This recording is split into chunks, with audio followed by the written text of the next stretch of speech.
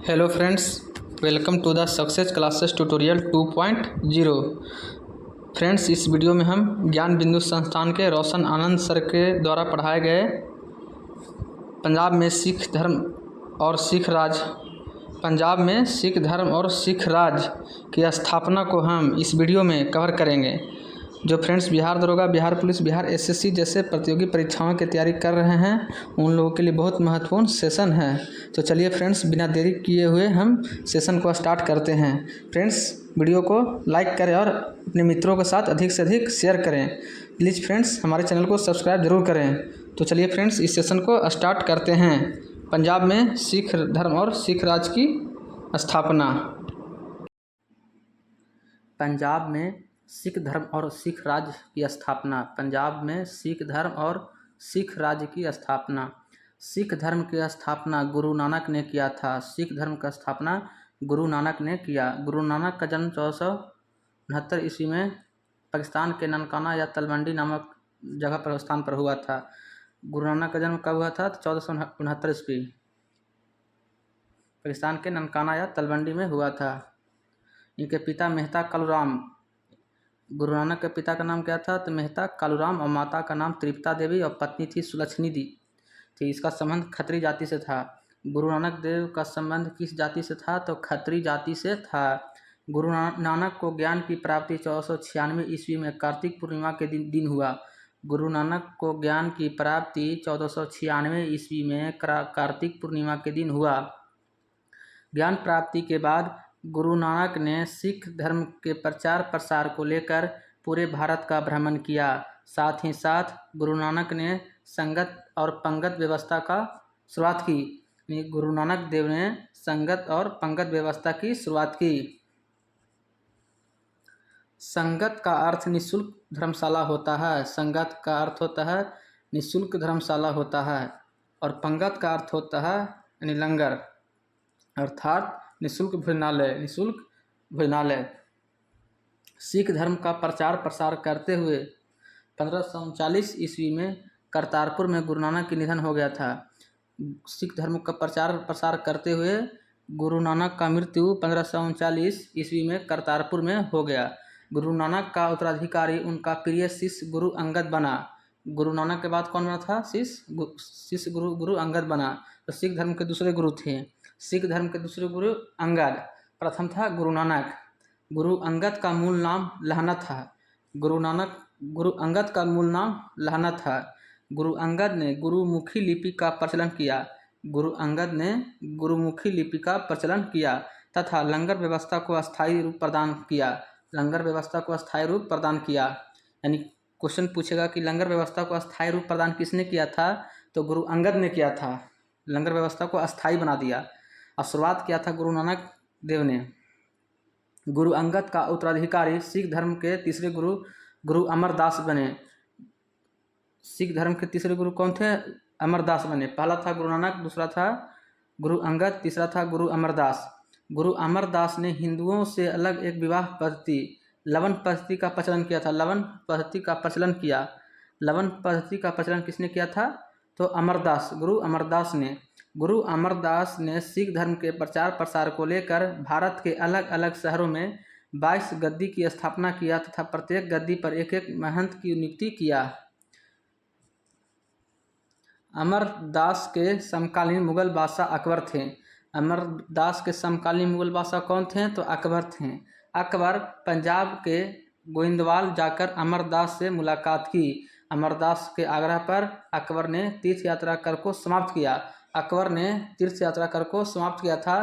किसके कहने पर? तो अमरदास के कहने पर अकबर ने तीर्थ यात्रा कर को समाप्त किया। अकबर ने अमरदास की पुत्री बीबी भानी को 500 गांव दान में दिया था। अकबर ने अमरदास की पुत्री के नाम था बीबी भानी को 500 गांव दान में दिया था। अकबर ने अमरदास की पुत्री को।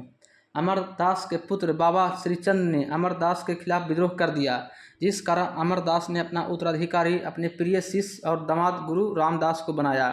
गुरु रामदास सिख धर्म के चौथे गुरु हुए, जो 1574 से लेकर 1581 तक गुरु के पद पर रहे। इन्होंने 1577 ईस्वी में अमृतसर नामक शहर को बसाया था। अमृतसर नामक शहर को किसने बसाया था? तो गुरु रामदास ने। अमृतसर नामक शहर को बसाया गुरु रामदास ने 1577 ईस्वी में। अमृतसर का पूर्व नाम गुरु रामदासपुर है। गुरु रामदास भी मुगल बादशाह अकबर के समकालीन थे। अकबर के समकालीन थे अमरदास और रामदास। गुरु रामदास ने अपना उत्तराधिकारी अपने पुत्र गुरु अर्जुन देव को बनाया। अर्थात हम यह कह सकते हैं कि गुरु रामदास के गुरु के पद को पैतृक बनाया। गुरु रामदास ने गुरु के पद को पैतृक बनाया था, यानी गुरु के पद को पैतृक किसने बनाया था? तो गुरु रामदास ने।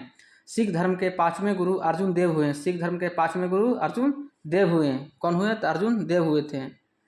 1581 ईस्वी में 1581 ईस्वी में से 1606 ईस्वी के बीच सज धज कर अपने दरबार में उपस्थित होते थे, जिस कारण इन्हें सच्चा बादशाह भी कहा जाता है।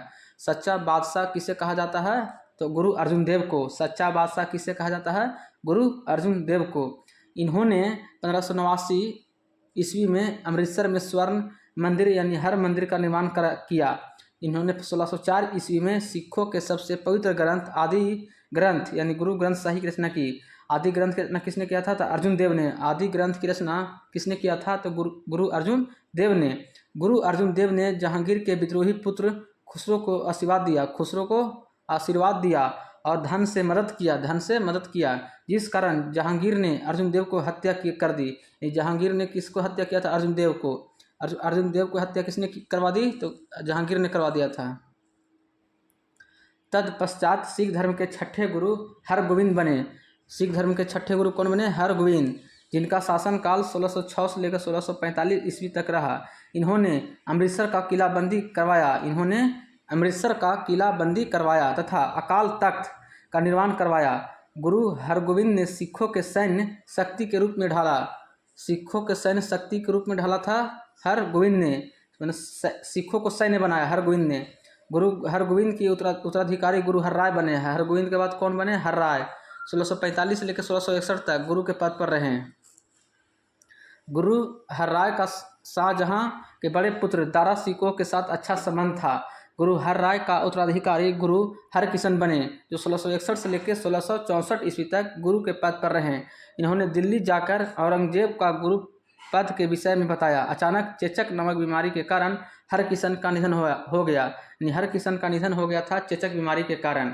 गुरु हरकिशन का उत्तराधिकारी गुरु तेग बहादुर बने।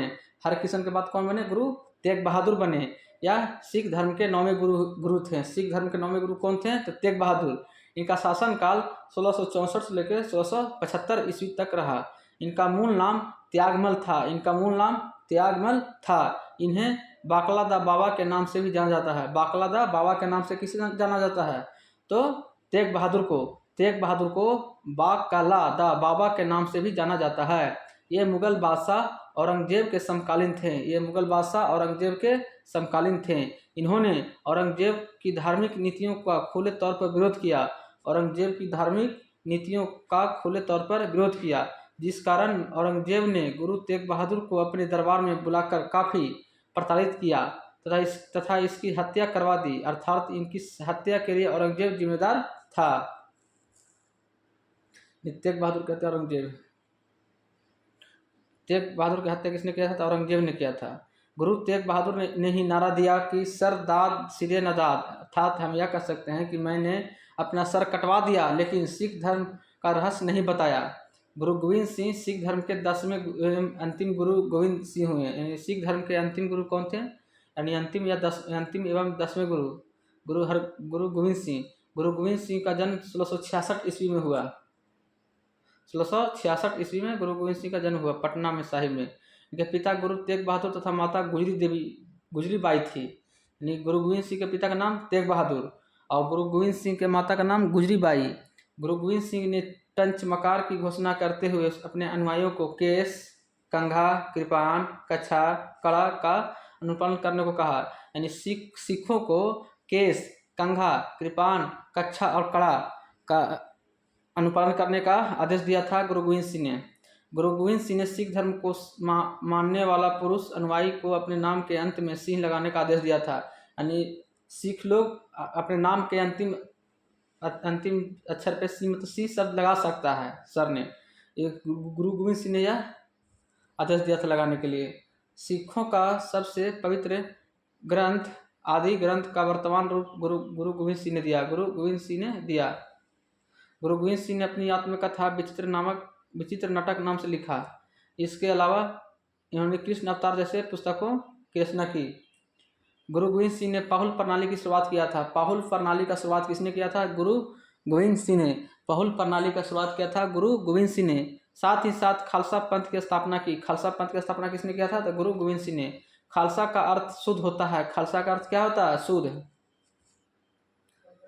गुरु गोविंद सिंह औरंगजेब के नीतियों से संतुष्ट नहीं था। गुरु गोविंद सिंह औरंगजेब के नीतियों से संतुष्ट नहीं था, जिस कारण उन्होंने औरंगजेब के खिलाफ अपना संघर्ष लगातार जारी रखा। इसी क्रम में गुरु गोविंद सिंह और मुगल सेना के बीच कई युद्ध हुए, जो निम्न हैं। नादौन का युद्ध कब हुआ था? तो 1690 में ईस्वी में हुआ था।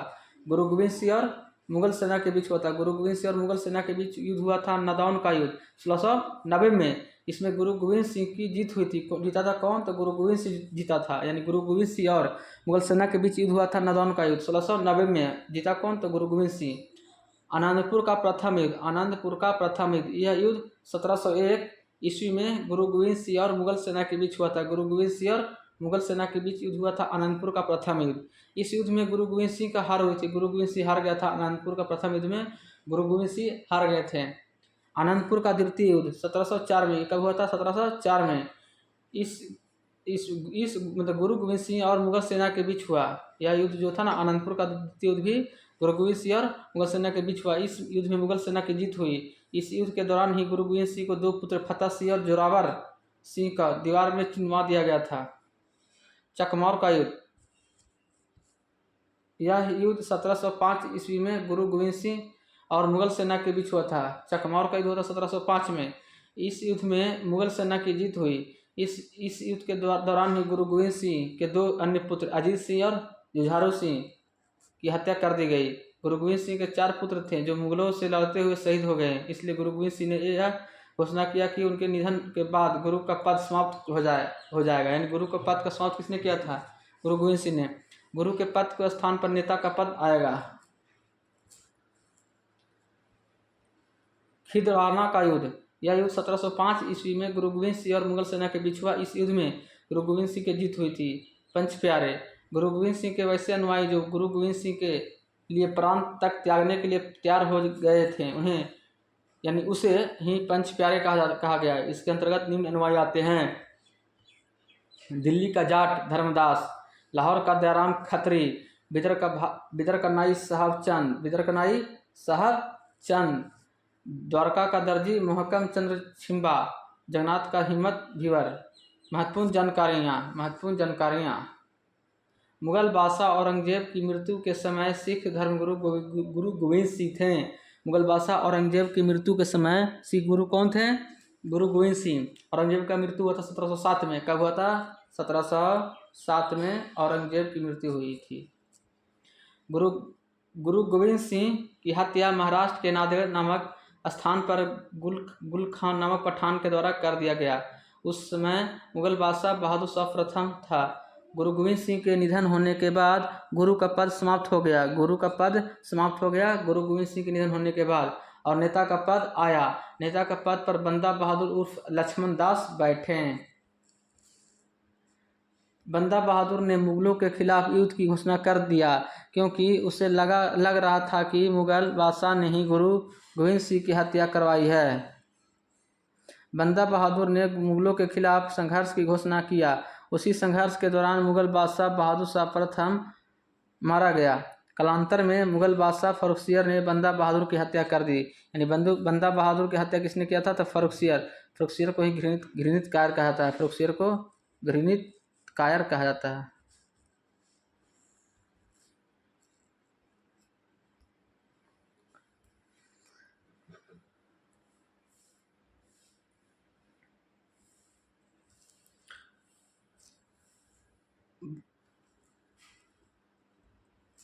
तत्पश्चात सिख धर्म का उत्कर्ष रुक सा गया। जब दिल्ली पर विदेशी आक्रमणकारी नादिर शाह और अहमद शाह अब्दाली लगातार आक्रमण करने लगे, तो मुगल बादशाह अपना पूरा ध्यान विदेशी आक्रमण कर लगाया। इसका लाभ सिखों ने उठाया और फिर से सिख धर्म का उत्कर्ष होने लगा। सिख धर्म का उत्कर्ष कपूर सिंह नेतृत्व में हो रहा था। कपूर सिंह ने दल खालसा का निर्माण किया। दल खालसा का निर्माण किया था कपूर सिंह ने।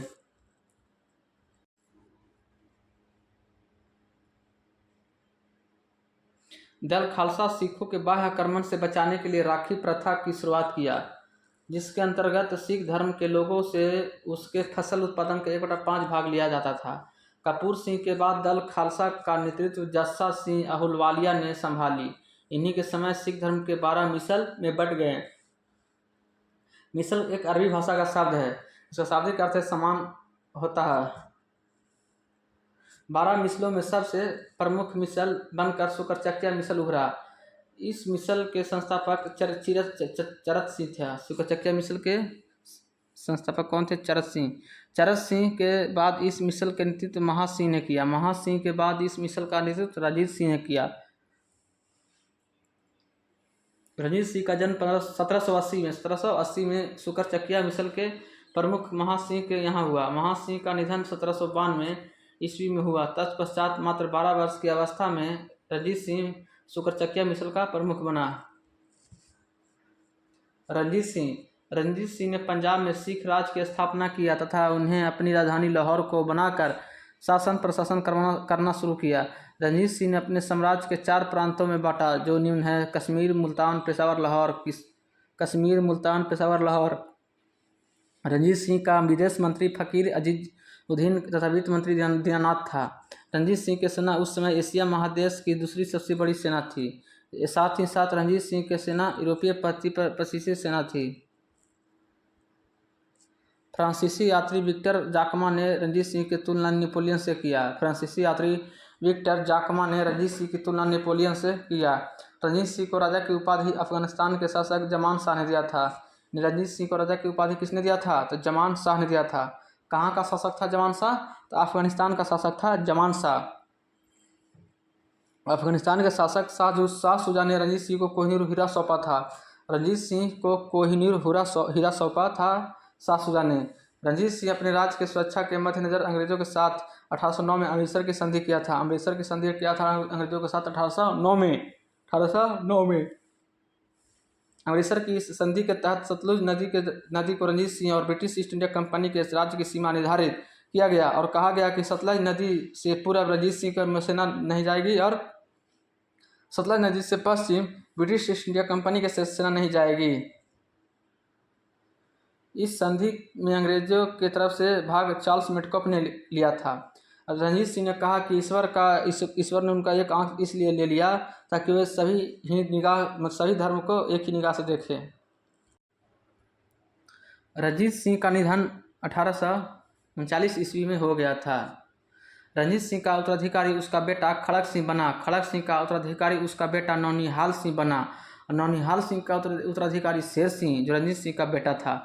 शेर शाह का उत्तराधिकारी दलीप सिंह बना। दलीप सिंह भी रंजीत सिंह का ही बेटा था। पंजाब के सिख राज के अंतिम शासक दलीप सिंह ही हुए। दलीप सिंह के समय में ही प्रथम आंग्ल सिख युद्ध और द्वितीय आंग्ल सिख युद्ध हुआ था। प्रथम आंग्ल सिख युद्ध 1845 से 46 में हुआ था। प्रथम आंग्ल सिख युद्ध 1845 से 46 में हुआ था। इस युद्ध के समय भारत के गवर्नर जनरल लॉर्ड हार्डिंग प्रथम था। इस युद्ध के समाप्ति 1846 ईस्वी में लाहौर के संधि के तहत हुआ। 1846 में भैरववाल की संधि हुई। भैरववाल की संधि कब हुई थी? 1846 में, जिसके तहत दलीप सिंह के राज्य में ब्रिटिश सेना रखे जाने का प्रावधान किया गया। द्वितीय आंग्ल सिख युद्ध 1848 से 49 ईस्वी के दौरान हुआ। इस युद्ध के तोपों की लड़ाई भी कहा जाता है। इस युद्ध के दौरान रामनगर का युद्ध, चिलियावाला का युद्ध, गुजरात का युद्ध इत्यादि हुआ। इस युद्ध में अंतिम तौर पर अंग्रेजों की जीत हुई थी। इस समय भारत के गवर्नर जनरल लॉर्ड डलहौजी थे।